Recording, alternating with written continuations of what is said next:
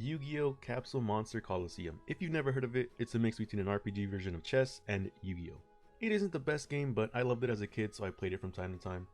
The goal of the game is to use your units to either take all your opponent's units or their king piece. Do it enough times and your units level up and become stronger. The game may be a bit easy to me as I beat it multiple times, so I thought, what if we beat the game without leveling up? What if we also did it with every single unit type in the game? So for this video, I did 8 separate runs using all 8 of the attributes in the game, all following these simple rules. Rule 1, obviously being we can only use level 1 units. No leveling up, nothing. Rule 2, we can only use monsters of one attribute per run. So for one run, we're only allowed to use thunder units, for another run, we're allowed to use water units, etc, etc. Rule 3, and I guess it actually isn't much of rule 3, so we'll just call it a stipulation. We can't stop our crystal or king piece from leveling up, it's just part of the game, I can't stop it. So we won't put points in our attribute boost to make our units as awful as possible for this run. Except for the Earth run, as it was the control group. There are 25 total opponents you have to beat in the game before you become crowned the king. I won't be playing each run simultaneously, but I will handpick one battle from each of those runs for each duelist, just to show you what each attribute can do. Some fights will either be hard or interesting, or a mix of both. With that out of the way, let's get started. For the first match of this run, we'll be jumping straight into the fire attribute only run we did. Surprisingly enough, the harder attempt against the fire focused Joey wasn't using only wood monsters that are weaker to him. Let me explain why. So when you start a run, you are given a really small pool of monsters to pick from. That pool is really limited if you say wanted to do a fire only challenge where you only use level 1 monsters for a video to be posted on YouTube. In the fire attributes case, you only have a measly Firegrass and Flame Viper to pick from, and you'll see why numbers are mostly everything in this game. And it doesn't help that I picked a Water King piece to nerf my units a little bit. And yes, you can pick whatever water symbol type, and it doesn't hardlock you into certain types of monsters. It's merely only there to facilitate and support the type you want to play as. In our case, it's acting more of an antagonist to our run, because why not? Isn't torture just better than making the run as easy as possible? Now let's focus a bit more on the gameplay, as it's played at 4 times speed. I've not mentioned that before, but the game is pretty slow, so it's at around 4 times speed. You got to take your time to make decisions. As in this case, it's pretty hard to win against Joey using only 2 monsters, as you have to double in every single time to every single one of his monsters, or else you risk losing the duel. And as you may notice, I've been doubling in every single time I can in Fire Reaper, and the following turn I will lose my Flame Viper, and you may think the duel is over, as it takes 2 hits to take his Fire Reapers, and it only takes 2 hits to take out my Firegrass. And looking at the unit advantage, you may think, well, this is over, he's gonna win, right? Well, not exactly. Let me introduce you to king blocking, as I want to call it. You can use your piece to absorb attacks, as the AI will generally think, this is the king piece, I gotta win, I gotta hit this to attack. They don't calculate if your unit is like low enough mathematically, I guess, in terms of attack that you can make to it.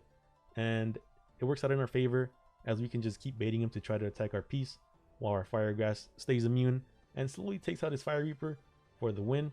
And you can see there, this is our final attack. We win the duel, and we can now move on to the following duel, Tristan. So believe it or not, Tristan was a much easier opponent than Joey was, and I only say this simply because in the fire run itself, just that singular fire run, it took me around 3 or 4 times before I finally beat Joey, and I lost a couple other times here and there in the other runs, maybe like once or twice, just testing things out. But against Tristan, across all 8 runs, all 8 singular runs, I lost a total of 0 times. Yep, 0. If I even recall correctly, I had 2 flawless or 2 no-hit runs where my units took not a single point of health damage. When that wasn't the case, at most I take 1 or 2 hits from his units. In some duels, I would only end up taking damage from his hazard tiles on the map. If you've noticed, he's had a haze of mist by the corner of the map. This indicates that all units, minus wood units, take damage if they underturn on those tiles.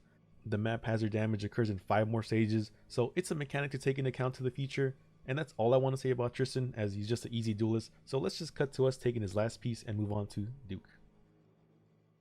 So with the Dice Man up next, you may notice his team consists of only 2 different types of monsters, his 3 Karibo and his 2 Steel Scorpion. They happen to be dark and electric types that actually cover each other's weaknesses really well. Karibo covers the Scorpion's earth weakness, while the Scorpion covers Karibo's light weakness. I should probably put up the type weakness chart just so you can see for yourself. We are using water units for this run, and you may notice that these water types fit nowhere near into the type weakness chart, as they're neutral to both of these types, but I just wanted to mix in some water duels even if it wasn't the hardest matchup for us. One thing you'll notice is our water units are tanking most of his hits. In the previous games, most units were only able to withstand around 2 hits, excluding any attribute shenanigans. Personally, I think water units are some of the best in this game for this reason. Sadly, they are really underrepresented in the game, as only 2 characters use water kings, and they're about 7 or 8% of the total types of monsters used, depending on the path you take later on in the game. And sorry for not focusing too much of the gameplay itself, but it kind of speaks for itself. Duke is trying to actually get multiple hits in, but it doesn't really matter to the bulkiness of the ocean. Funny enough, while I'm here praising water, I want to say it's justified. Without spoiling too much, water actually had one of, if not the fastest times up until a certain character put a stop to the massive lead, but we'll get to it when we do. For now, we'll focus on Duke, and with 2 of his creeples down, as you may have noticed by the graphic on the right that I neglected to mention this whole time, I made it so it's easier to track which units I have taken so far by graying them out. It can be somewhat hard to track which units are which, since the game was made so many years ago and the models aren't the best. But despite them not being the best, you could somewhat match the pictures with the model on the right, even if the monsters are some really niche monsters from the early 2000s that you may have not seen before. And that's a recurring theme throughout the whole game. You'll see a bunch of these vanilla monsters that were under 1000 attack points from the early sets of Yu-Gi-Oh! That you probably never even bothered to look at or even try to put into your deck, because why would you?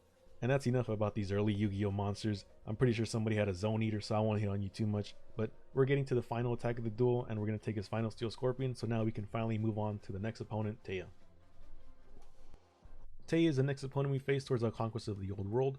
Taya can be difficult, and we'll show you why with our first dark match appearance. Despite what the game says, Taya is not a water type main. She may have a water symbol or a water king, but she's a false claimer like our dark one is, as we're using a wood king for this run in specific. I haven't gone too into depth either about the king choice for each run up until now, but if you're wondering why some runs have the matching attributes to the associated units, it all depends on Joey. And not to harp on Joey too much as we've already beat him, but he's the first gatekeeper to the challenge, as some runs simply cannot beat him without either getting the bonus or the capsule pool provided by using the same king type. And it's really simple as that. I'm pretty sure you were expecting a 20-page essay, me explaining my methodology into picking each single king piece, but it's really as simple as that. If you don't have the numbers, you won't win. Speaking of numbers, majority-wise, Taya really is a light duelist, as 3 of her 6 units are light, which is why I was alluding to her not being an actual water duelist, as only 1 of her units is water. Also the reason why I opted to show you this run, because nothing is better than using dark units to pick apart her light units, right? You'll notice we're using Feral Limbs to take down her Happy Lover and Skellengo or Skellenjo, I don't know how to pronounce it, either works fine. We've placed our units at strategic spots for once, so we set up to get good trades on our Happy Lovers. Her units can move at an amazing directional 4, but where we can exploit them is at their vulnerable 1 attack range. See, our imps have an omnidirectional skip attack, I don't know the actual name, but essentially we can attack either straight or diagonal, but we skip 1 tile. While it may be harder to pilot as opposed to the other 2 attacking options, it does have the added benefit of being able to attack over units, so it can't be blocked like a straight or directional attack can be. This matchup did take me a couple tries, as not only for this run, but also for the fire run. As you may have noticed, it seems like we specifically set up and lured her light monsters to take unfavorable 4-for-1 attack trades, and that's because at this point in the recording, I've done this fight around like 15 times because the dark run was the last of all the runs, so I had memorized the general directions which she favors to move her units, which is required to even have a remote chance of winning at this game. This match really highlights the disparity dark monsters really have compared to other units in this game, as most of the light focused duelists have an extremely one-sided match towards dark monsters. This disparity between light and dark is not even close to any of the weakness in the game, as just taking Taya for example, only half of her team is light while the other 3 are relatively weak units. Her mana doesn't give too large of a boost to lights, and she doesn't even have a light king or a light symbol to fully maximize her boost. Yet here we are with only 2 units left versus her 3. Honestly, you could probably replace her 2 remaining petite moths for just a singular light monster, or even just give her any light boost, and the fight would be near on impossible. I'm really glad I did the dark run as the 8th and final run in the set of level 1 challenges, as I genuinely did not enjoy playing the game using dark units. They just suck. They're awful to use, and most importantly, all the important fights in the game use light units, as they're the most second use type in the game, sitting at around a 17% usage rate throughout the entirety of the game. If I did the dark run as the very first run I did, I probably would have quit the game and just cut the video altogether, and this probably would have never happened. And that just goes to show how painful it is to use dark monsters, as I also didn't include the time sink I had to put in to beat these light duelists. Just for example, a regular duel will take around 10 to 15 minutes. With a dark run, some duels can last around 50 minutes to an hour. Some cases, it even took me multiple days to beat a singular duelist, and I'll show you that one later on if you make it to that far in the video. Before I relive my Vietnam flashback that was the dark run, we now are at the final turn of this duel, and we can take her final petite moth and move on to the final boss of this area. Solomon Moto, or Yugi's grandpa, is supposed to be the last opponent of the first area, the culmination of all our acquired knowledge of beating our own friends just to get ahead. Well, see, he's anything but that. While I was doing the fire run, I had just come fresh out beating Taya, And I know I have been talking too much about the fire one, but stick with me here, let me just show you this. That match left me with 2 units remaining to use for the following competition. A Firegrass that had just come off cooldown for being destroyed from the previous game, and a Fire Reaper that had just scrounged on by and managed to clutch the King Capture for the victory. See, I had tried to beat Grandpa once with only 2 units and I failed miserably. So I surrendered and ran it back with a full refresh team of 4 just to absolutely dog walk this crippled old man. And during that match something went off in my brain that made me think, well, that was actually pretty easy, let's see if I could beat it with 2 units like I had originally started off on. Just as a challenge to myself, because I already beat him and I could have just shown you that game and just gone on like nothing else had happened, but where would be the fun in that if we didn't torture ourselves even a bit more just for the entertainment of the viewer. Anyway, I was engaging like a maniac and I believe I was 3 or 4 runs deep at this point, so I began seeing all the movement patterns like Charlie was in that mailroom. The capsules began speaking to me, but on a serious note, once I saw that 2 of his moths were one-shot, and he always followed the same pattern of opening with Karibo and Exodia piece in the exact same direction every game, I knew the possibility of victory was there. One thing I neglected to mention is that Grandpa's map actually benefits our fire units more than it does his wood units. If I may point you down to look at the tiles, you'll notice that they're dynamic and will switch either between fire or wood depending on if a unit has recently moved to a tile adjacent to it. This means if I move correctly, I can position my units to maximize their damage while siphoning my opponent's capsules of their true damage potential output. We can even bring out the good old reliable strat of using our king to soak attacks while also manipulating the map to our advantage. And with all that said and done, we can finally set up for the last couple turns of this duel, and you may notice that we have 2 damage units versus his 3 fully intact units, but as you notice as well, we can one-shot both of his petite moths with our Fire Reaper and our Firegrass. The following turn we get a little bit too close to comfort because his Cockroach Knight can retaliate, and he does by bringing our Fire Reaper down to 7 HP. Can you believe that? 7 HP? And I don't know if it would have mattered, but it gives us that extra turn to attack his Cockroach Knight back, as our Firegrass cannot attack and have to move 1 and can only attack directional once. But I don't think it would have mattered, but just having that extra attack is just so nice just in case anything goes wrong. And now with Grandpa defeated, we can actually move on to Area 2. First up for Area 2 is Weevil, and you can debate in the comments who is better, Weevil or Rex, because once you see one, you know the other one is soon to follow. Like, come on, they're the best power couple in Yu-Gi-Oh! And if we're being honest, I'm really glad they were introduced in today's day and age, because there would 100% be source filmmaker movies, and maybe a couple of them involving Tracer, but who knows. I'm also glad I don't have that many followers on Twitter that would send me videos like that onto my Twitter. Okay, but on a serious note, I actually did a run of this game primarily just for the fun of it. I had seen my old PS2 up on the garage shelf and I thought, maybe it'd be fun to actually replay the game right now. And obviously I couldn't plug it into my TV because I didn't have the proper cables, so I downloaded an emulator. So once I got that all set up, I chose to do a win only run, which is not the run you're seeing right now. That run had monsters well above the threshold of level 1. And I struggled to beat some sections despite having way better units than I did now. One fight in particular was Weevil. I was stubborn trying to bring in Baby Dragon because I just thought it was a cool unit, along with a few others that didn't have the best attack ranges. Now for reference, you're seeing the win run, which I believe was actually the 6th or 7th run I did of this level 1 challenge, and I saw the stark contrast between both runs, and that's what multiple runs of any game would do naturally, or at least what you would hope would do. The limited pool of units I had each game emphasized the importance of selecting the best units that can abuse the movements and attack patterns of each character. Thankfully now we're in Area 2, so our water droplet sized pool of units becomes a just slightly larger puddle. And that goes across the board for every single run we did. All 8 of the runs got around 3, maybe 4 units that they can use.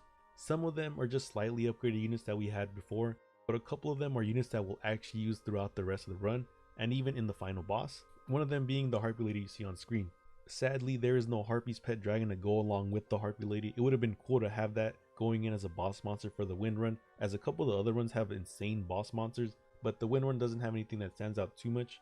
And it's actually kind of weird because it's actually in the game files itself, but it's not a usable unit. Maybe you could hack it in, but I'm not using a modified ROM for this run. Come to think of it, maybe that would actually be a good video idea. For the next level 1 challenge, I could use monsters that are only modified in from the game files, because there's a bunch of monsters that are in the game files for some reason, but they're just not in the game.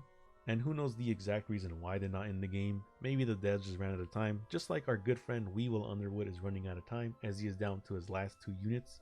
Thankfully, one of his remaining units is Root Water, that is actually weak to our wind focus strategy, and the other is a Larva Moth that surprisingly takes very little damage despite us having a plus 33 attack bonus from the terrain. With that final attack, we can claim victory over Weevil, and we can finally move on to the next opponent of Area 2, Rex Raptor. So as promised, up next is Mr. Rex Raptor, or the second half of Yu-Gi-Oh's favorite yaoi couple. The match you're watching now was picked from the Thunder Run, which should ideally be the hardest, but as always, let me explain to you why it isn't as bad as it may seem. See, Rex only has 2 Earth monsters, one is Larvas, and the other is the signature Twin-Headed King Rex, which is one of my favorite cards from the original Duel Monster series. Only because 9-year-old me opened it from a Japanese pack at a local flea market, and I thought the design looked way more interesting than the American counterparts at the time. Anyway, much like a few other duelists, Rex isn't actually an Earth user, as he doesn't actually fit too much of the mold. I accidentally said he only has 2 monsters, but he has 3. However, he only uses 2 of them, because his AI is just awful. He has a grand reveal for his Twin-Headed King Rex early on, which is supposed to signify that to the player that this main boss monster is out and here to play. Yet after the Grandiose reveal, it kind of does nothing. And don't get me wrong, it's actually a really good piece, but in every single attempt across all 8 runs, he chose to run rather than to fight 99% of the time. I'll see if I can pull up the clip of the Dark type run and show you that he just ran with his Rex for several turns, and I mean several. Mainly because my units quite actually didn't have the range to touch him until I eventually cornered it, because it can move 4 tiles at a time. It's also a bit annoying seeing his best unit not being used to advancing quickly and take 1 or 2 pieces while his other fairly long range hitters support it, and he has some pretty good support units in his Scorpion and Shovel Crusher that can hit at 4 and 5 unit spaces away.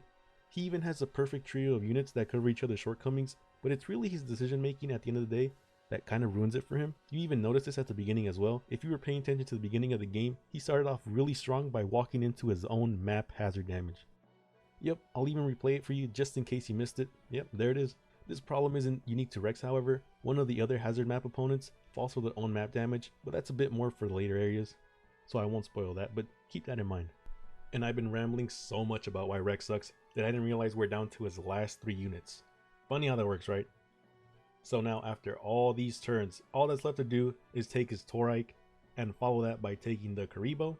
Now, the only thing left to do after all that, we can just skip several turns ahead and finally take down his Twin-Headed King Rex. Of course, after multiple hits, as he's a really strong unit, and you can see here that he can actually one-shot most of our units. You can see the Shovel Crusher just go right away. So if you actually put him in early, he would have been a really scary opponent, but for now, we're just gonna get away with the easy win, and that's Rex. So funny enough, Mokuba was actually the champion of the original Capsule Monsters game in the manga, which premiered the original concept of Capsule Monsters many decades ago. A good piece of trivia to know if you ever have Yu-Gi-Oh! Trivia night, and I don't know how often you'll attend one of those or even have one at all, but it's always good to keep in the holster to let people know you don't go outside. Anyway, he may have cheated, but he was the champion, so that's all that matters. Nothing bad ever happens to cheaters in the manga, so he's fine. Being quite frank, he actually was a menace in the manga. He even had his own little gang like he was Bandit Keith. He really did get a major nerf in the Duel Monsters anime. He also got a major nerf in Capsule Monsters as well.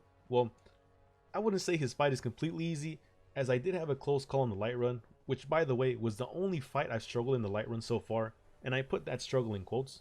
Only one other run has had the same pace so far, which has been the Water Run. The other runs are somewhat close behind, but nothing really contests Light and Water this early on in the game. Even though you'd expect Light to really struggle in Thunder types, as it is their weakness according to the type chart. However, Thunder types are really the weakest type in the game defensively, as they only have 170 PP or HP on average if you count only the level 1 types we can use, and they have around an average of 30 defense rounded up. So we can take his units relatively easy. Funny enough, they take more damage than his wind units, even though we are neutral to them. It almost feels like his wind types and not his thunder types are the ones actually resisting my attacks. What even is the type chart for? Well, he does do a lot of damage with his thunder units against ours, so we can keep the chart for now, even though it does feel like it's misleading us at this time. Anyway, a bit more knowledge into this fight before it ends. Those shutters on the floor open periodically throughout the game to give a boost on his thunder units, while simultaneously setting up hazards similar to what we've seen in Tristan's duel. For the most part, we won't need to worry too much about them. So far, we just let Mokuba funnel into us as we try to choke him out on these 2 pillars. It is a bit tough avoiding getting swarmed, as thunder units have some of the best movement and attack patterns in the game. His 2 wind units as well have some really good tile movements early on in this game as well. The Drollbird on his team was the MVP of the actual wind run we did. You could probably beat the whole game with a squad of those dudes, even at level 1 despite being stage 1 units. That's just a testament to how good they are. They can swarm every single map with their straight 4 tile movement. Looking back at the gameplay, I'm really glad I took the bird out early on in this game, because I 100% would have lost if they stayed in over one of his weaker thunder units. So we are now approaching the end of this duel, so let's do the obligatory section where we talk about the gameplay. You may have noticed that he just took 2 of my last 3 remaining units, and I follow that up by responding and taking a Shovel Crusher. It looks like we're on the losing end as he has 2 units left, while we only have 1 unit left that happens to be weak to both of his thunder types. This situation, however, becomes much easier when he hands us a Steel Scorpion on a platter, and I realize this situation is done and over with, as all he has is an Electric Lizard that can only attack diagonally, and we can set up our unit in such a way that he can never attack us, so he just stands still because he realizes I can't attack you no matter where I move, and we get the free win. Just know, I did a sigh of disappointment when this fight came up, but I cut it out to be respectful to the Fishman, and no, I won't add it in after this for comedic effect. For this section of the video, we're using the Wood Run. I wanted to use a Fire Run because obviously water beats fire, so it might be hard for us, but it honestly doesn't matter what run I use, as they all end the same way. The Water Duelist Mako changes his own map and dries it up like Yui did when he attacked the moon, and takes away his own bonus really early on for absolutely no reason. You even see the map is around 90% water, something like that, give or take. And you see a bunch of these earth tiles pop up, which is just... why? His units as well have no synergy, no good attack ranges, or good movement apart from his Root Water and his boss monster, the Fiend Kraken, which more often than not gets summoned way too late to have any impact in the game. You can probably take it before it even spawns if you had the right units.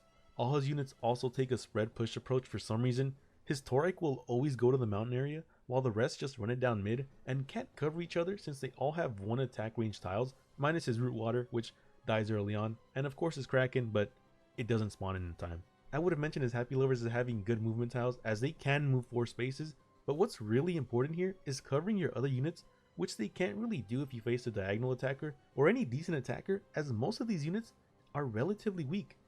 They only managed to take 1 unit by the end of this run. I even had to rewatch the Fire Run, and Mako only managed to take 1 unit in that run as well. Keep in mind, in the Fire Run, I had units that would do only around 30 damage at a time to his water units, while they had the potential to 2-shot me, and I only lost 1. I'll probably show snippets of it or have it playing side by side of the section. I haven't decided yet. I probably won't even do it because I just wanted to explain why this fight was kind of a skip, rather than wasting your time showing me slowly chip away his units to a slow and boring win. So let's just move on. I hate to break it to you guys, but we have actually reached our first roadblock for this challenge. This is where the water run stops. Every other run managed to beat Mai, albeit with some difficulty. Let me tell you why.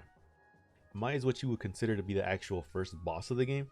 Every opponent has somewhat static field power bonuses for the units, and those that aren't static don't affect the whole map, maybe just sections of the map, or only last for a couple turns. Mai, on the other hand, has a ramping field power bonus that gets worse for us every couple turns. Sure, it does fade away after some turns, but by that point in the game, it's already been decided, so you're essentially playing with one of the highest field power bonuses we've seen so far, and will see for the foreseeable future. So high in fact, that my water units only did 10 damage. You heard that right, 10 damage. With her units bordering closer to 200 HP, and when having some of the highest defense on average, you can see why this is really unwinnable.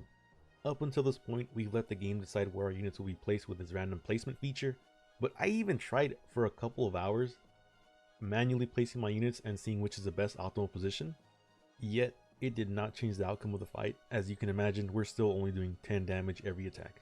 The closest I got to winning was getting her to, I believe, 3 units and getting her to the point where her boost was ramped down, but even at that point, my units did so little. They were doing around 30 damage, and they only had 1 range attack tiles, so I couldn't really exploit their range as well. Even if I got the maximum output from my attacks while only taking 1 hit in return, I would just lose mathematically speaking, even at this point where her map bonus is done for. I can't even surround her units and all in on each single one, as I don't have the required MP to move all my units in 1 turn, so I'm really limited on how many attacks I could even make. And even if I wasn't limited by MP, most of my units are limited by surrounding 1 unit and attacking it from 4 sides, as I don't have many directional attackers at this point, mainly straight line attackers. I even thought maybe I could do another attempt and play with water again while having the attribute effect bonus leveled up on the crystal, just so my units do more damage, but I honestly don't know if that would make a difference, as one of the main strats I used was baiting his first unit, his One-Eyed Dragon, to hit my King Crystal as I beat it down with every other unit. All my points had been put into my Crystal's PP so far, so I don't know how well that would work, as I do trade off some health I would have used to stall his unit, so it would have died earlier, and I doubt the extra damage would have made up for that. Keep in mind, there's nothing else we can really do, as some of the other runs were a little bit difficult because we didn't have the matching attribute piece on our king, but here we have a water king piece boosting our units. All I can say for now is no, you can't beat Capsule Monster Coliseum with only level 1 water units using my arbitrary rules. And sad as that is, we'll move on with the 7 other runs to Area 3. Now as we move into Area 3, this is where the fun actually begins. And who better to start off on than the man who won the Golden Globe for his performance by fooling everyone into thinking he was the actual main villain. Odion actually caused me to lose once before, if you can believe it or not. On the first attempt, I got a bit too greedy and careless with my units, as this is a Thunder versus Earth matchup, Odion of course being the Earth. I don't know if I stated this before as I wrote some of these out of order, but again, if I did, let me reiterate. Earth does beat Thunder just based off the type chart, however, most Earth units do have terrible attack ranges, minus a few units, one being his Easter statue as noted by the Easter Island emoji on the right, and the other being his Rock Ogre Grotto.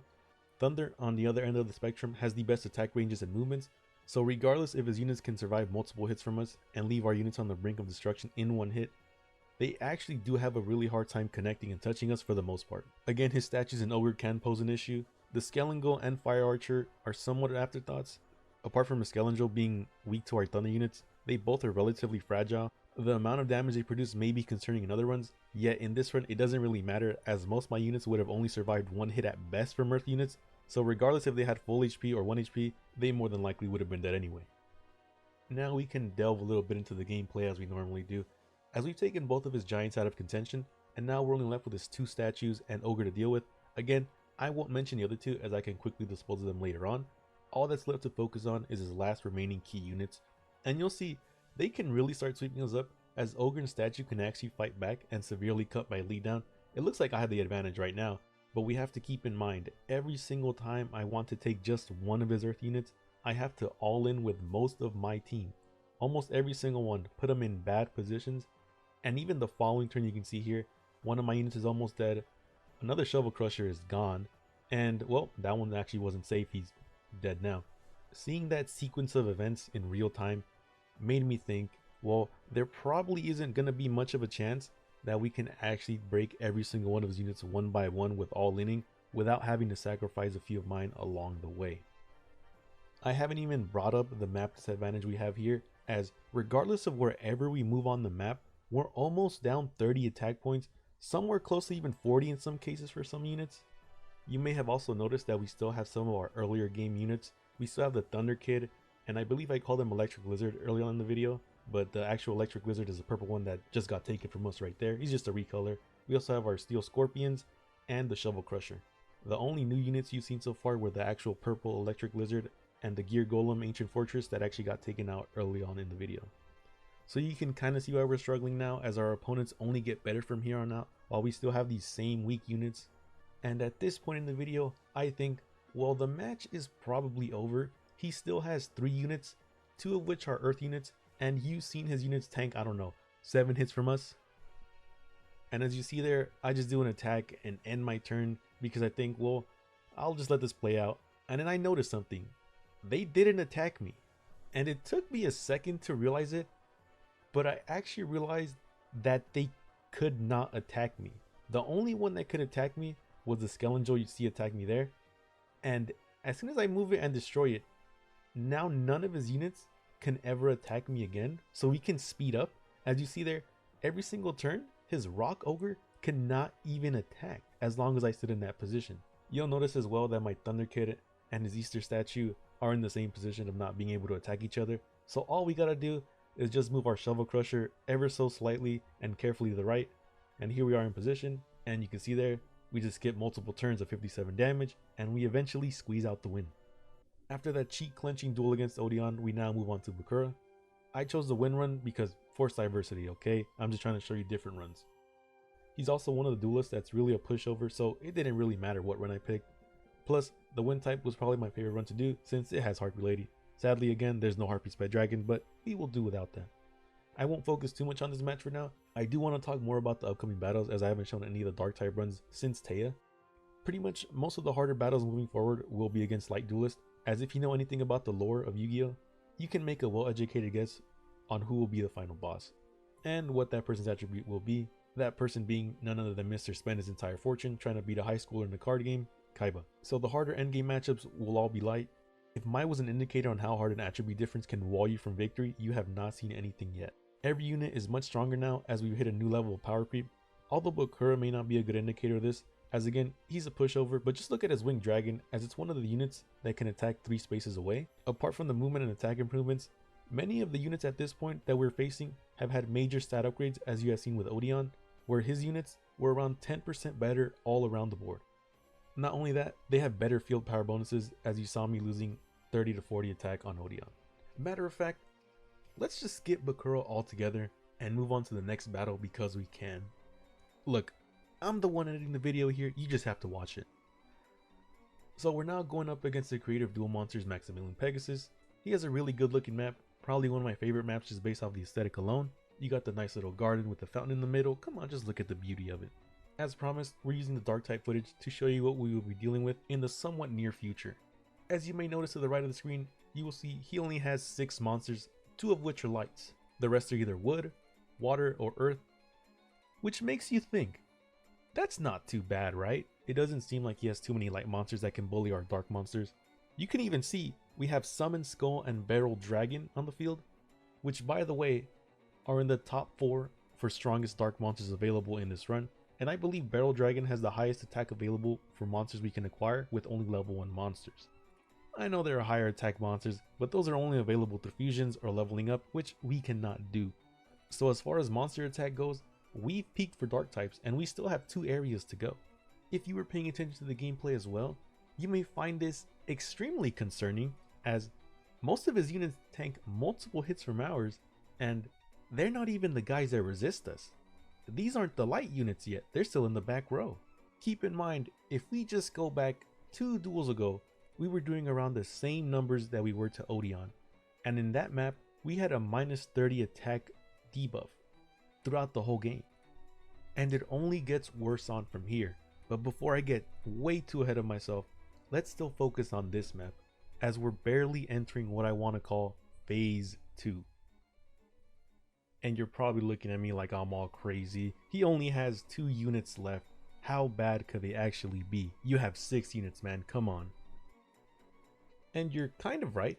We're only up against 2 light units that are on the lower end of the top 10 of the strongest light monsters. And in terms of attack, I have the strongest and the 4th strongest dark monster. How bad can it actually be?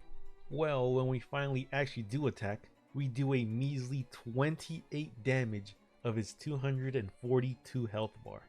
Doing some quick math, you can see that that's around 9 attacks with our strongest unit, just him by itself. On the lower end, I think we go around 20, 22, but that's just straight attacks from Barrel Dragon. On the plus side, it's not as bad as Mai when we were only doing 10 damage every hit. So at least it's somewhat winnable, or at least I see a path to victory there. But if the damage was something like Mai's where we only did around 10 damage each hit, I 100% would have given up on this fight, as it probably would have not been possible at all. Even if her units went in just 1 turn earlier, it would have not been possible at all. I know I've been saying that, I've been sounding like a broken record for a bunch of these duels in this challenge. What if all the units went in? What if they just attacked together? But this duel in specific, just 1 singular turn of movement from those light units, it would have been over for us 100%. I don't even have a doubt in my mind that it would be over in just that singular turn he had. Even looking now at where we are in this duel, we're down to our last 2 units versus his singular Rogue Doll, and if he went in early that singular turn, we would have not had Barrel Dragon. We would have only had this measly Exodia piece that only does 18 damage each hit. So if Barrel Dragon is not in the picture, we would have lost here. Thankfully, in our case, we still have our intact Barrel Dragon. I believe it didn't even get hit once, and it can help us close the victory out right here. We could even play that attack animation out. I normally skip them, but I thought it was fitting to let him end this really close duel and bring us to the next opponent, Bandit Keith.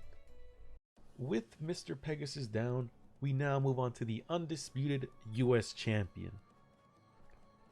Wait, hold on, wait a minute. I know he's actually been disputed a couple times. I think he's been disputed 3 times, I believe. Regardless, we're gonna dispute him yet again on his own turf. And that turf happens to be a tomb filled with a bunch of gold. I guess it's somewhat fitting to him, but at the same time it isn't, because in the anime you find him in that tomb and he's a greedy dude, but at the same time it has an Egyptian looking statue, but he's American, so why would he be there? Anyway, we're disputing him with our earth units. He does love getting aggressive early on with his 2 needle balls, which is how you will deal with him in almost every single run. They're actually pretty strong units for what you invest in AP and MP cost wise. Almost every run is the exact same for Keith, as if you can survive the 2 needles, you can almost guarantee a win.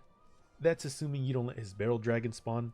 And what I mean is, one of the first things you may have noticed is he has the barrel dragon, or the highest attack dark monster we had used on Pegasus. Opponents in Area 3 can be fought in any order, which is why I had it for the Pegasus run before this, as in the Shadow run I try to get it as early as possible. And with that little fact out of the way, since I have random unit spawning on my earth units, I missed the chance to take his barrel dragon as it spawns somewhat later in the game. And you may have also noticed my alligator tried running it down mid at an attempt to take his barrel dragon before it spawned. I don't believe it has really happened in this video so far, but one thing you can actually do is take units before they manage to spawn in, or get summoned in, which is the actual term. Every egg or capsule, whatever you want to refer to it as, has almost no HP and will die in one hit regardless of the type matchup, like 99% of the time. It wasn't really relevant up to this point in the game, as either the map is way too big compared to how far your units move, or B, the opponent just spawned his units in before you could even summon your units. I'll see if I can find a clip and post it up on the screen for you guys. I believe I had one on the wood type run, as my unit can move 4 units straight and attack 1 diagonally, which is just perfect for this if you say you want to take a barrel dragon that is only a few spaces away. And you really want to focus it down before it spawns in as early as possible, as its 3 thunder units are essentially just fodder. Like, come on, 1 is Steel Scorpion, which is an early game unit, and the 2 clouds are diagonal attackers, which can be exploited as you've seen before, and die in almost 2 hits to almost anything, if not everything. But they are good support attackers if you pair them with any other unit, so I won't disrespect them too much.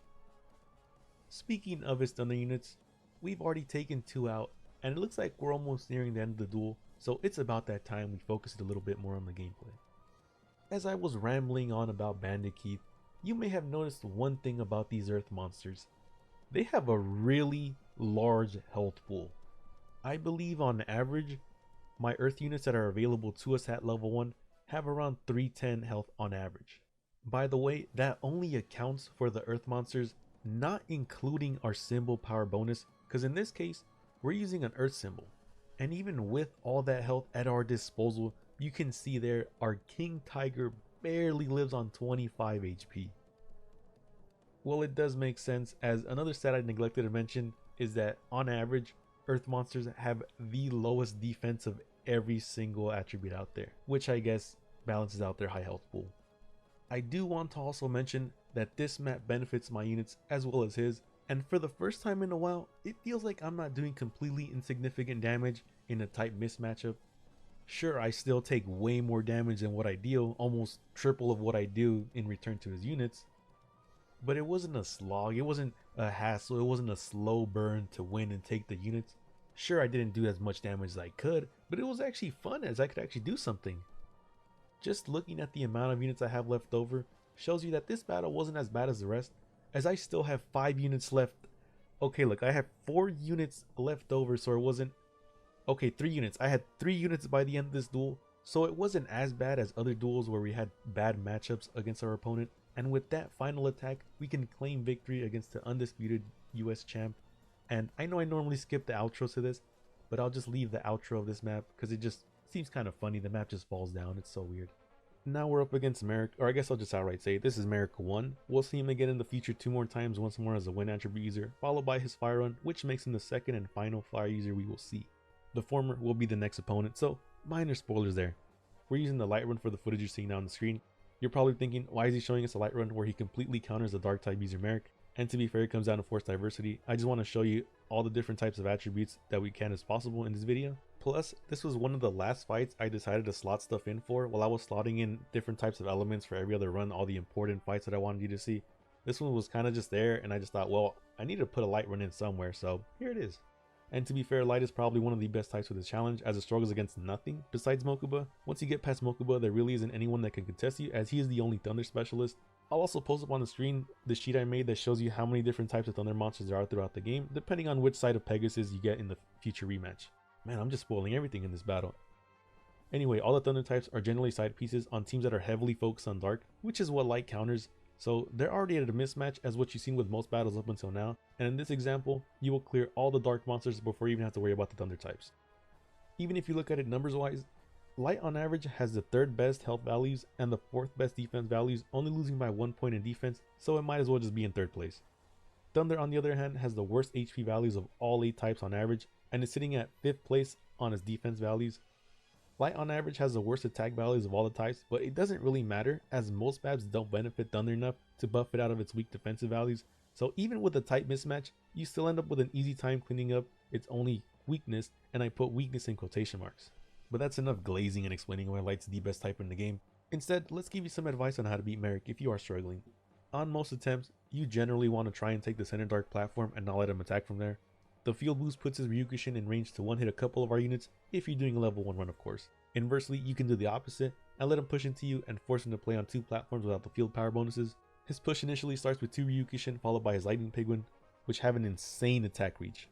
These 3 units are glass cannons, so if you can get 2 units to trade into each one of them, you're in the clear, as all that's really left to worry about is a Zoa. The needle balls that we've seen before as well have movements and attacks that can be manipulated, as the gaps in the platform can make it awkward to move and somewhat easily to avoid. The 2 crabs he keeps in the back, whose names I will try not to pronounce, have a really high defense but little to no attack, so they do insignificant chip damage.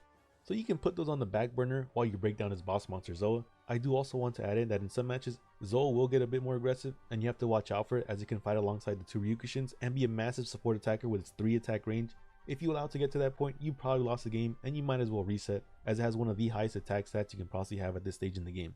I do also want to recommend using diagonal movers, regardless of attack pattern, as they will be the most effective at navigating throughout the gaps in the stage. And would you look at that? That's going to be Marik. That was a pretty easy win. On to Area 4. Okay, look, I lied to you. Marik 2 wasn't up next, but he will be after this one, I promise. You may notice I don't have the graphic up on the right side of the screen, and that's because, okay fine, I'll put it up for you just so you can see his team. But I won't grade anything out because Shadi is another one of those easy duelists.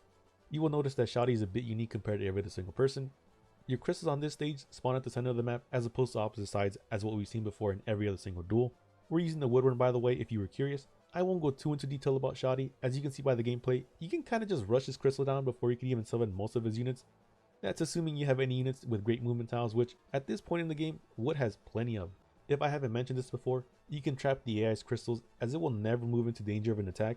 Combine that with the fact Shadi only moves 2 units in the center to match your crystal at a reasonable time, and you're looking at one of the freest wins in the game. I even try to break all of his units just to give him a chance, since I love seeing if I can take each piece, but he actually just ran away even with his pretty strong fire units. I don't think he appreciated that I swarmed his crystal with my bugs. He may have a bit of trauma, maybe some bad experiences with some bugs, so we'll just put him out of his misery and we'll take his crystal and move on to the next victim. Finally, as promised, you have Marik 2. We're bringing our wind units against his wind units. As you may notice shortly on the screen, when my unit moves onto a space, the space on the opponent's side of the map moves down and becomes a hazard tile that deals 50 damage to units on that tile at the end of each turn, which is actually a significant amount of damage as you've seen in some of our attempts. So if you, I don't know, complete the game a couple times, you may know where each one of his units tends to move, and you can really abuse his map damage in your favor. I'll even add a counter on the screen so you can see how much damage his units take, and you can take a guess below how much damage he will take by the end of the duel. Keep in mind, he takes damage in multiples of 50, so don't get something crazy like 473. Marik actually has some tough units to deal with. He even has map advantage similar, but not fully to the level of mine. His team is an amalgamation of different types, similar to Shadi was, so it covers multiple weaknesses, but Marik's actually deals damage and has some better movement tiles and attack ranges to actually back up its strength. Honestly, if Marik took the initiative and stacked the hazard tiles on your map, maybe if the game started with a few on your side, or he just had an outright immunity to his own damage tiles, he'd actually be the second hardest opponent. I won't go and say he's the hardest because the upcoming Bakura 2 fight is probably one of the hardest fights just due to the actual stats of his units combined with the map bonus. I actually lost a couple times to Bakura and only once I believe to Marik, so the final boss of this area is clear. Plus, the loss to Marik wasn't really a loss, it was a reset I considered a loss because I had a reset since I leveled up my unit by accident and it clearly broke the rules of our challenge, which involved only using level 1 monsters.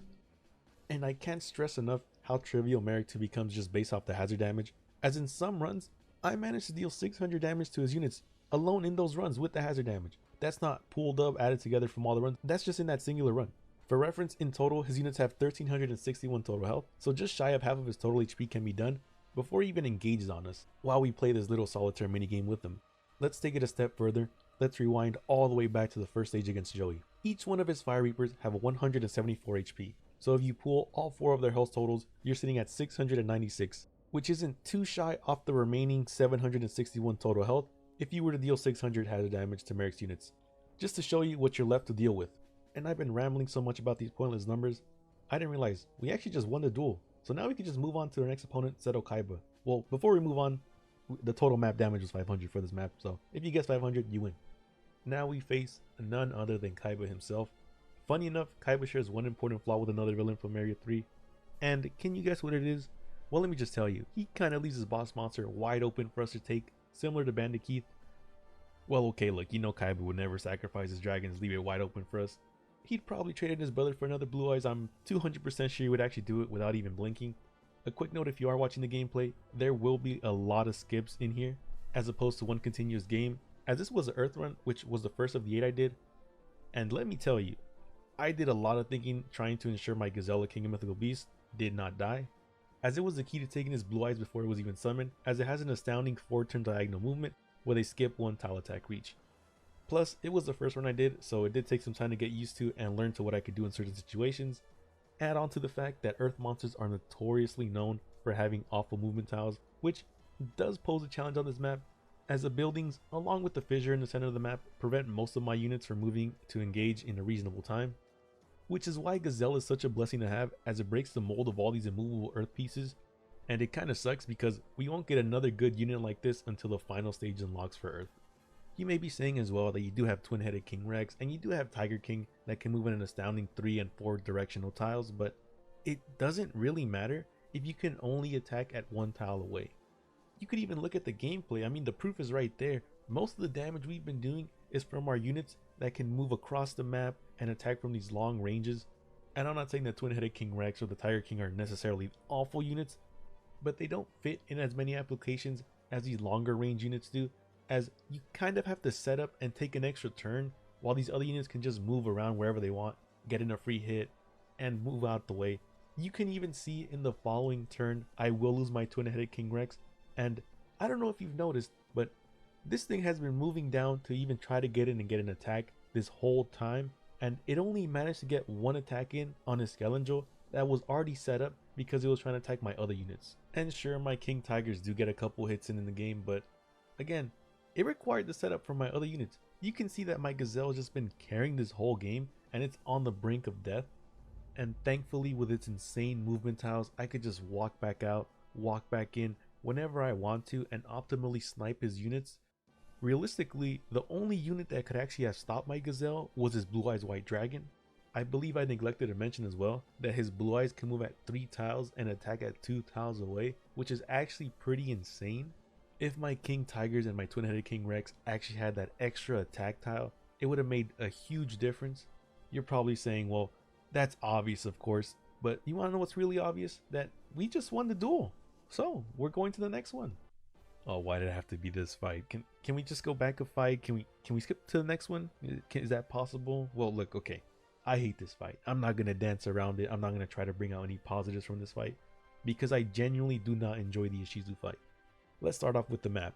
Okay, well first, let's start off by saying this is the win run. I just wanted to get this fight out of the way, so I showed the best team possible to help soothe our suffering just a little bit more. You'll notice we're getting somewhere around the 50 extra attack point boost from the map, but one thing you may not have noticed is how truly awful this map is. I'll pull it up on the screen so you can truly see for yourself. All the green squares are areas we cannot place our units in. We can move over them, but good luck moving every single one of your units along the map, as these cause some insanely unhealthy funnel spots. I know the AI will generally move in the same pattern most playthroughs, but almost every single one of these matches will play identically the same regardless of what side you're on. Notice how I can only move one unit through at a time, so all the action will be here and you can't really speed up the duel and get too aggressive, or else you will be the one feeding into the funnel. The entire right side of the map will rarely be used. I also want you to notice how she has 2 units that start off in this section. Her Sky Dragon and her King Tiger will rarely see the light of day. Occasionally, she'll use the Sky Dragon's 4-tile diagonal movement to run through the middle of the map, and by occasionally I mean rarely, probably like once in every 50 duels.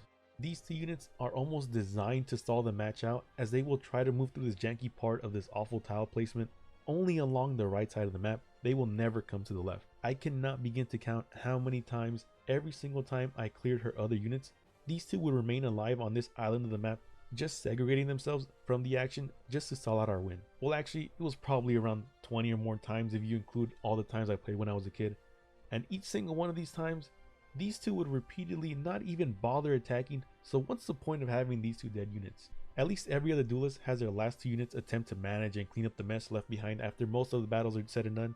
But it feels like she just intentionally delays and drags out the battle. I feel like if you added some small bridge connecting the two islands of this map together, it'd be way more enjoyable, as you could actually contest and have battles in different sections of the map as opposed to just this one little corner of the map.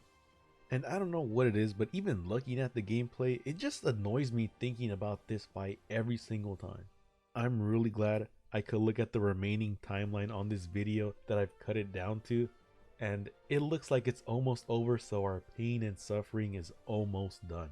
You can see we're down to the last two annoying units. We're even gonna skip ahead. You can see the map date and time change right away, and these two have the audacity to still run from us despite her symbol being wide open for us to take. I've done this fight so many times, and every single time I'm glad that it's over and we can move on to the next. Okay, so finally an interesting battle to drag us back into the excitement that is our Yu-Gi-Oh! Chess game. It was really hard to say that with a straight face. But I actually did enjoy this fight. It's pretty challenging. I actually lost 3 times on the fire attribute run before finally achieving a win on Bakura. The win I did get, which is what you're seeing now, was actually a really close game. It was so close, in fact, that we both came down to our last unit, and it was quite actually a situation in whoever hits the other one first wins. And as always, let me explain to you why. Unlike most of the other battles we've had so far, which have only had one monster you can really classify as a boss monster, Bakura in this case has 2. He boasts a Pumpkin King of Ghosts and a Tri-Horn Dragon. His other units are pretty decent attackers, but for right now I want to focus on these two as they are powerhouses by themselves, even if you don't include the map and the crystal bonuses. Tri-Horn can move 3 straight and attack 2 straight, while Pumpkin can move 3 diagonally and attack 3 straight. On a small map such as this, they are pretty dangerous as they can cover most of the map relatively quick. Add on to the fact we're using fire, which has the worst defensive value of all these 8 types, and now we have an actual matchup on our hands. You'll notice that I have initially tucked all my units to the left corner of this map, as I found this to be the most effective way to deal damage while attempting to avoid or minimize what these two can do. If you go to the center of the map and attempt to challenge them right in the open, they will more often than not take your pieces in one attack, or leave them with so little PP that my water units from the My Run would have taken them out easily. And that's pretty much the breakdown of the situation that we're in. I would say that we're trying to use a glass cannon approach using these strong units, but it feels more like they are glass than they are cannon. You'll notice as well we have a bunch of familiar faces as we have a bunch of Fire Reapers and we still have our Fire Grass from very early on in the game. The only strong units we have so far are Megasonic Eye and Gruzy. And don't get me wrong, Fire Reapers are still pretty good at this point in the game because they have 2 attack tiles, so you could stack one in front of the other to double in on one unit. Apart from that, they're still pretty cheap MP wise, so they don't take up too much of your allotted MP that you can use each battle. Come to think of it, I haven't really mentioned MP cost being relevant this far in the video, and we're already in area 4, and there's only one more area left. But just know, sometimes you'll see these early game units because they cost so little, and more often than not, it's generally better to have a bunch of units on your board than to have one good unit. And that's just by the nature of the game. Let's say you have 3 units versus a singular unit, you can attack 3 times into that one unit, and even if you get one shot, you still have 2 extra attacks the following turn, and if you get one shot, well, you still have that one singular unit, and maybe you can even exploit the attack ranges as you've seen so far in some of these challenges where we win purely because their unit cannot attack ours. And speaking of units not being able to attack each other, you may have noticed I moved my Water King out of that small little cubby in the corner of the map, and in that small little cubby, it's almost invincible to every single one of his units. As strong as this Tri-Horn Dragon is, it will never attack us if we move back into that small little cubby. The only reason I pulled it out was I attempted to eat an attack from the Fire Grass, but he went in and attacked my Fire Grass anyway. Another small little detail you may have not noticed there, I went into attack with my Fire Reaper and I had to pull it back because I had to take a moment to pause and realize I was about to leave his Trihorn Dragon on one singular health point. Can you believe that? One single point of life. This duel was really close, and it would have been way easier if I had not picked a Water King to nerf my units. For the next couple turns, I was thinking, why did I do this? Why did I pick a Water King? I could have picked any other king and I would have been fine. I would have taken his Trihorn Dragon and the match would have been over. And let me tell you, those were some really long turns. As you can see here, we attack his Cloud to bring it down, and he attacks us in return and leaves us in pretty much one-shot range by Trihorn Dragon. So we take his Cloud back, and now it essentially becomes a race down of the crystals. But funny thing, he cannot reach ours, so his Trihorn Dragon will be forced to come back as we slowly bait him back to coming back and defending his crystal. You see there, I try to move back in, maybe get a favorable position, see if he moves back, but it's slowly coming down to the wire. We just slowly drag him in. We're counting every single tile, how many we can move, and here it is. We take his 1 HP Trihorn Dragon for the win, probably for the closest win we had so far. Now there's only one area left. With the first 4 areas out of the way, we move on to the final stages of the game. These stages are set in a specific order, so for the first time in a while, we lose the option to select our opponents. First up, for our first victim of this area, we will revisit our old friend Maximilian Pegasus. He still boasts a light theme deck, and is unique in the fact that he has 2 sets of monsters to pick from, depending on what side he starts on, and is one of the only duelists that can actually control his type bonuses directly, simply by hitting one of the 4 tiles with his crystal. But don't worry, we can too. His team is pretty solid either side he starts on. The only issue is if he starts on the side with 2 Oscillo heroes, he may be cooked. These 2 rascals have a 3 movement and 3 attack diagonal pattern, which makes them absolutely insane units most runs, since they are bullies on the board if you set them up right. They can support almost any unit, and I say supports because they only have 100 HP, which might actually be the lowest in the game. So if you can manage to stick a body in front of this unit, your opponent will have a rough time dealing with them, since they can cover so much of the board in one single turn. Normally, this would be an issue for us. As I've said before, Earth monsters do have terrible movement and attack tiles. But now we're in stage 5, and now we have some actual impressive units. One unit you may know very well is Gaia the Fierce Knight. This guy is actually a boss monster. He has a 3 movement and 2 attack tile similar to how Blue Eyes did. And with him alone, I'm pretty sure you can 1v9 every single one of his units. And once he's on the board, it's pretty much unwinnable for Pegasus. He has 395 HP and 168 attack. I also have a Performance of the Sword that has 365 HP and 154 attack that can move 2 tiles and attack from 3 away, which is actually insane for our Earth monsters. One other thing to remember is that we get a bonus from the crystal, so those stats I just said are the base stats by themselves. We're not accounting for the attribute point bonus on our crystal and the massive boost from the map tiles. With the footage being at 4 times speed, you may not have noticed we just passed over Gaia there. So let's take a screenshot for you and show you his stats in the game currently. He's sitting at 239 attack and 569 HP. Sure, his defense may be low at 29, but why do you need defense when you have this insane of an attack and this high health? You're gonna kill anything and survive so many hits. He is one of, if not probably, the best units you could use throughout this game. Believe it or not, you could even fuse them to make Gaia the Dragon champion. Sadly, we cannot, as fusions are locked behind levels. Plus, we'd also need a Curse of Dragon, which is a dark type unit, so even if the levels were no restriction, the attribute restriction is there. But that's enough about that. I just wanted to show you this quick, fun little duel against Pegasus of us actually defeating and stomping him. Before we get into the actual worst match I've ever played, I'm not even trying to overhype it. I'm not trying to oversell it. This fight actually took me multiple days to actually beat. And let's just get into it. So you may have noticed I skipped the character loading intro, but just so you know, this is going to be Ishizu 2, and you already know I have a deep hatred for this character just based on her first map alone. So naturally, her second map is even worse than her first one. Sorry also if I disappointed you with the Pegasus run. You were probably expecting a really hard victory, but I just want to show you this quick match because we have her. And I hate to show it to you guys, but we have to face the worst opponent to get to the final one. So let me just show you why I hate this fight so much. Actually, before I delve too deep into the gameplay, let me ask you guys a simple question. Just look at the gameplay and ask me, would you guys consider this a win for the Dark Run? So I tried to beat Ishizu, and I mean just her alone. It took me around 8 hours for me to actually finally get the win in just the dark run alone.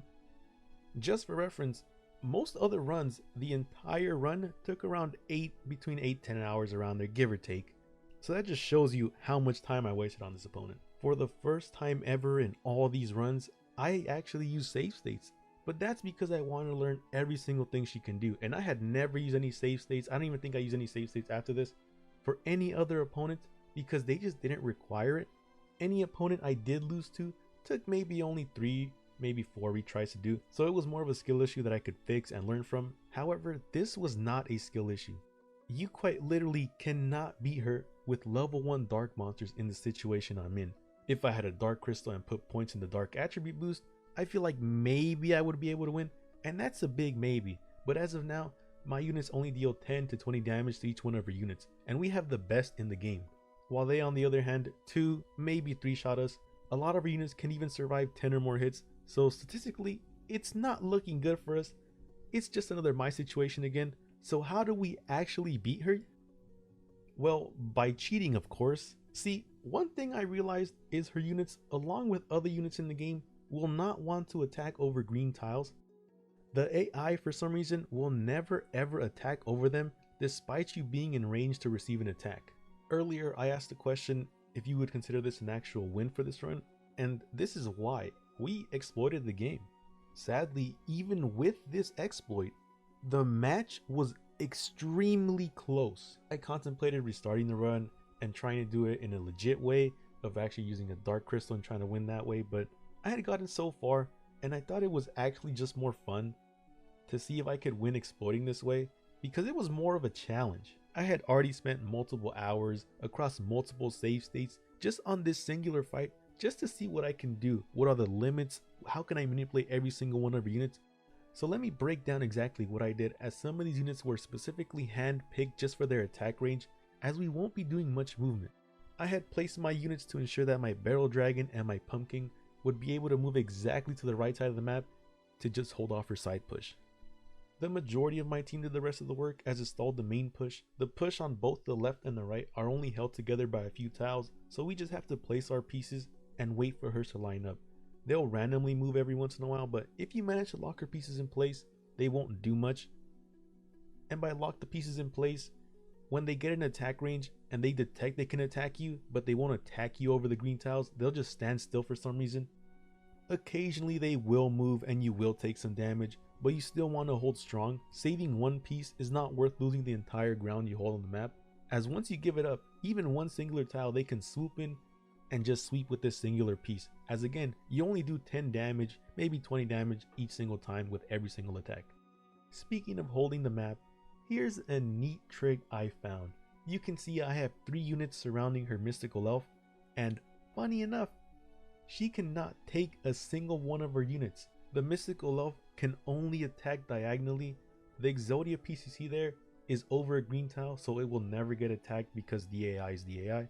And the rest of our units just surround it so it can't move in range to attack. It's just gonna stay there locked in place while it just slowly dies. Up until this fight, I've never actually gotten to do that, to surround the unit and take it like that slowly, because I never had to. I guess it's similar to how we exploited the attack ranges on Mokuba and Odeon, just taken to the extreme, as we can control her movement, so we lock her in place and she can attack. You even see the following couple turns I try to do to the Fiend Reflection as well and lock it down, but it actually ran away and survived on 4 HP. Oh no, wait, we actually got it. Thank you, Pumpkin, having insane movement. And that's pretty much the entirety of the duel. A bunch of the actual fights and trades you have seen are just loops. These loops were made possible by unit manipulation. Our Ryugishin played a key role in this, as I sent it so far back in her backline that it distracted a bunch of her units. This distraction allowed us to whittle down her actual attacking force and constantly non-stop loop it until they were eventually dead. Speaking of loops, one of our last units, the Genin, will eventually just end up into a loop as it comes down to follow us. I didn't realize how close the game actually was until I saw it get so close to us, and I realized that almost every single one of my units was so low that anything could have taken them out. A gust of wind could have taken them out. Even my actual crystal itself, I had used it to block so many attacks that it was on the verge of being one hit by her unit if I got careless, I would have had to restart the whole thing. I would have been so upset. This duel, the actual like full final attempt, took me an hour straight to actually get this perfectly done. Thankfully we didn't fail, and that was the worst duelist we've ever played against. Her map does look like Hyrule Temple from Super Smash Bros, by the way. I forgot to mention that. Her map's just way too big, bro. Like, cut this thing down in half, take off the sides. It just becomes better that way, bro. Okay, so now we're at Marik, and when I pulled up my little script I had written for almost every other single run, I just realized, I never wrote one for Marik 3. So here goes nothing. So for the gameplay you see up on screen right now, we're using the wood run. As you can see, our unit almost died to a measly firegrass, and that is troublesome. As concerning as that may be, the one thing that really concerns us is knowing he has another fire unit, his Crimson Sunbird. I had to double check and see if that was the correct name because I don't have a script. That's the actual name. I realized I played the game a bit too much. Anyway, you'll notice that very early on his map starts to transform, and all that water that was in the center of the map becomes lava that has hazard damage. Thankfully for us, we can actually exploit this, as we won't be pushing up, we'll let him push into us. You may be also sitting there thinking, well, why don't you just jump over those rocks in the center of the map and avoid the lava altogether? However, realistically, the rocks are set up in such a way that almost every single one of my units, if we use those rocks, will be taking at least one turn of map hazard damage. So for now, the best bet is to sit tight and slowly chip away at his units.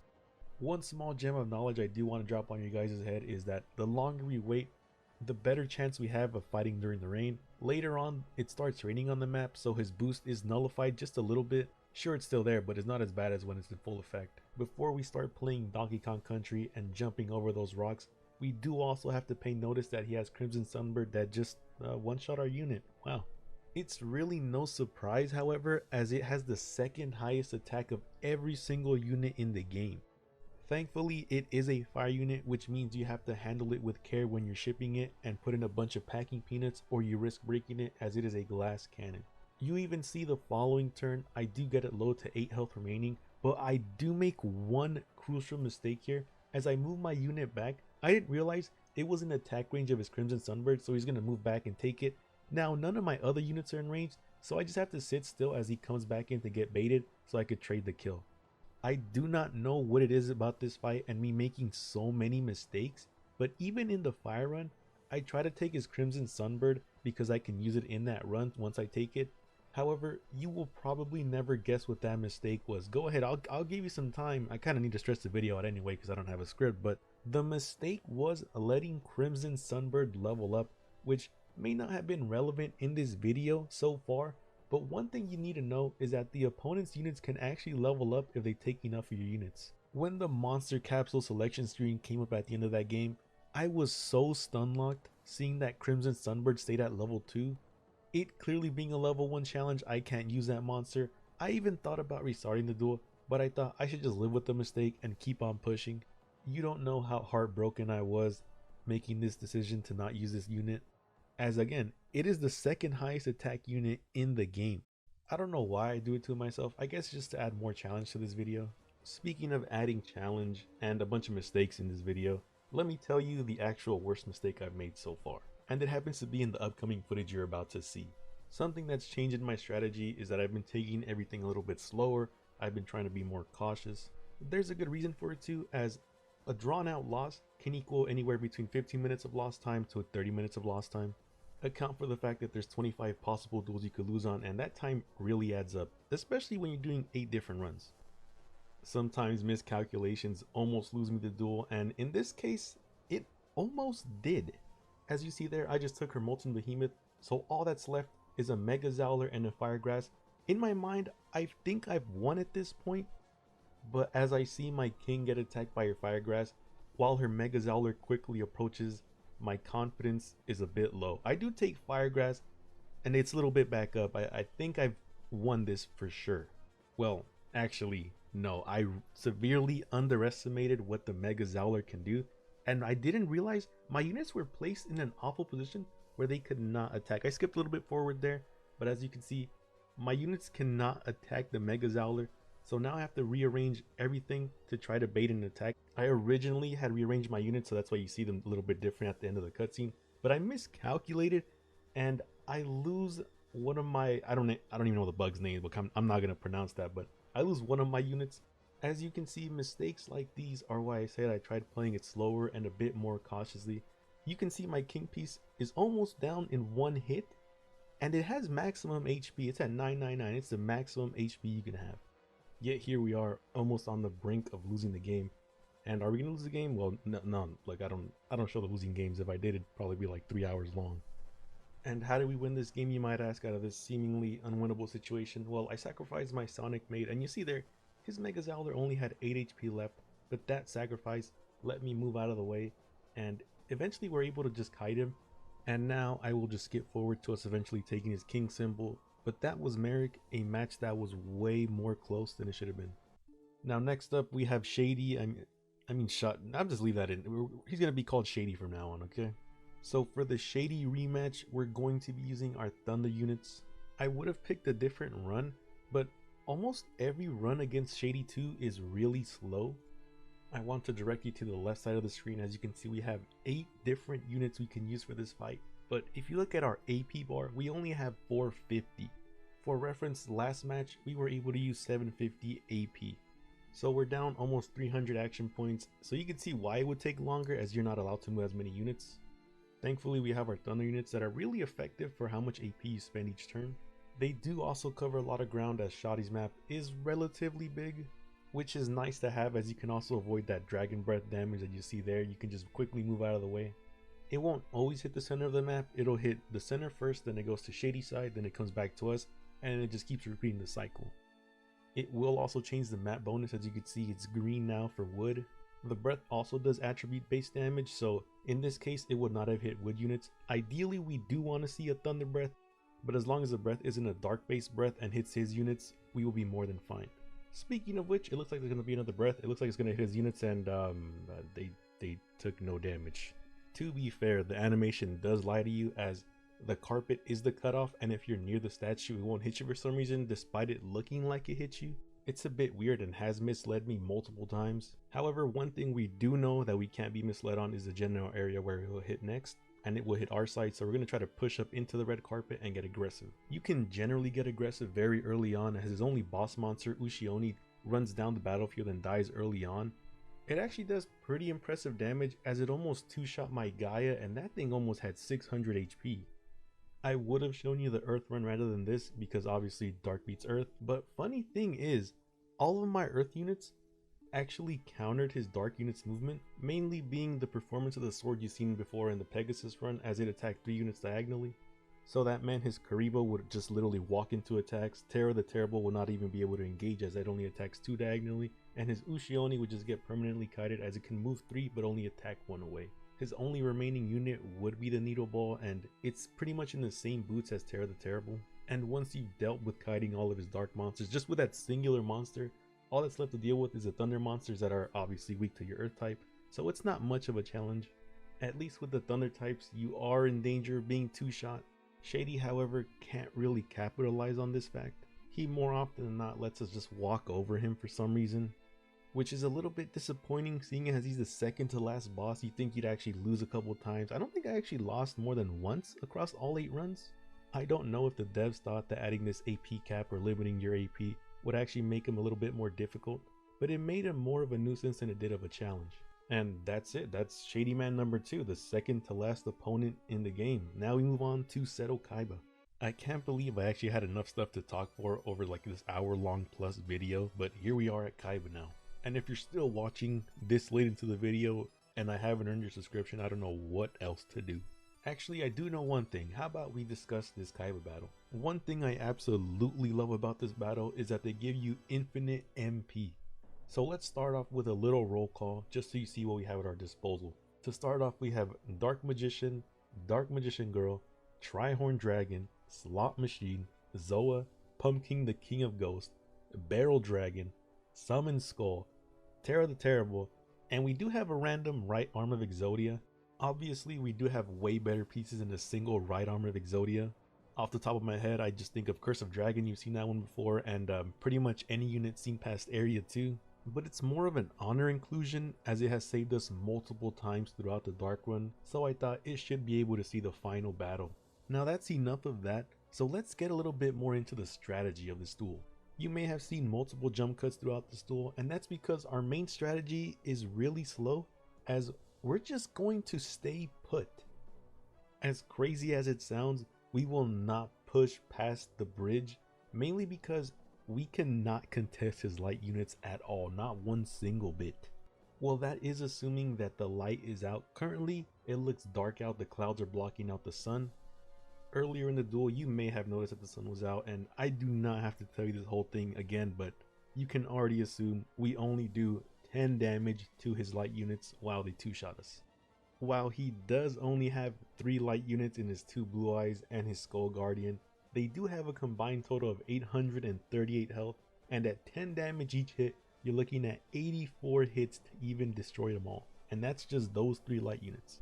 You see here his Skull Guardian walks up to us to try to contest, but in the dark we actually do a decent amount of damage. We're doing around 30 damage each hit. If we can attack from the crystals, I believe we do around 50 damage, maybe 40 damage. Which may not seem like a massive number, but it's no 10 damage, so we're gonna take it when we can.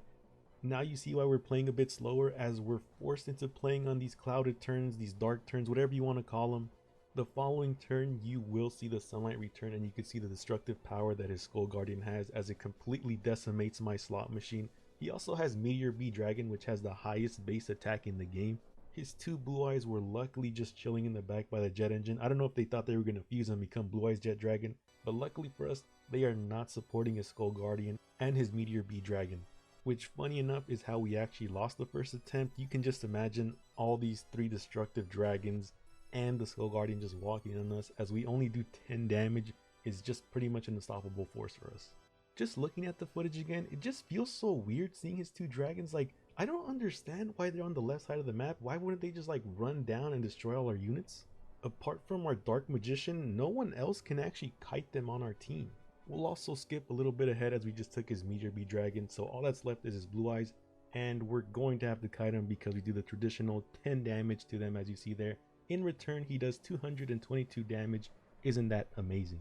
We will yet skip again to the next clouded or the dark turn, whatever you want to call it, and you can see here again, we're breaking down his blue eyes. At least we're doing something. It may not be a lot, but it is not the 10 damage you've been used to seeing. I also mentioned this before, but we do want to attack from that crystal area. As you see, my right arm of Exodia did way more damage than a Zoa and my Summon Skull.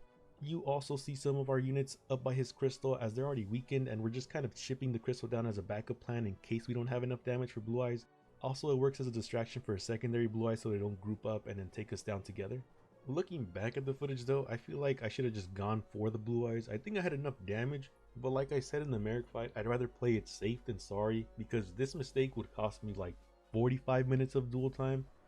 And it may not seem that it's that long as I'm only showing you a 5-minute snippet of the match, but again, it's at 4 times speed, and we've been skipping so much to try to get into these dark turns so we could actually do something in the game. Speaking of which, we're coming on to the final couple turns of the game as we're just going to slowly whittle down his last remaining blue eyes. We have essentially won at this point, so we're just going to do a super jump cut and show you all the attacks so you can see all the damage it took to defeat his last blue eyes. We could have gone in early with Dark Magician Girl and Summon Skull, but I wanted the last attack to be with Dark Magician Girl. You may also notice that she wasn't the last attack. I got excited that we won and preemptively attacked, so I had to finish off his blue eyes with Summon Skull, but we will pretend she attacked last. Once more, thank you guys for watching. Even if you didn't make it this far, I know less than like 30% of people finish a full video. As well, don't forget to follow me on Twitter, and I guess Blue Sky's a thing now, so follow me on that, and Twitch. I may eventually stream some stuff. Thank you once again, and that was completing Yu-Gi-Oh! Capsule Monsters on all attributes, excluding water, and an asterisk on dark, only using level 1 units.